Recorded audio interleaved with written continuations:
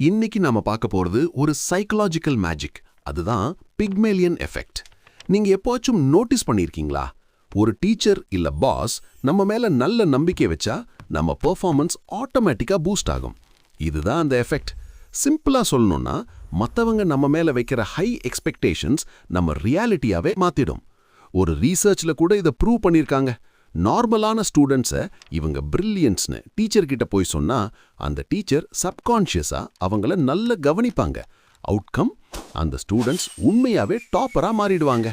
இது ஒரு லூப் மாதிரி. மத்தவங்களை நீங்க எப்படி ட்ரீட் பண்றீங்களோ அதுதான் அவங்கள உருவாக்கும்.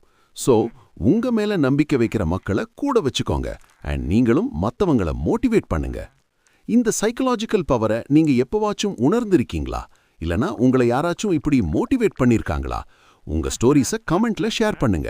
இன்னும் இது மாதிரி இன்ட்ரெஸ்டிங்கான ஹியூமன் சைக்காலஜி பத்தி 3D கிளைமேஷன்ல தெரிஞ்சுக்க நம்ம ஒரு ஃபேக்ட்டுக்கு சப்ஸ்கிரைப் பண்ணுங்க.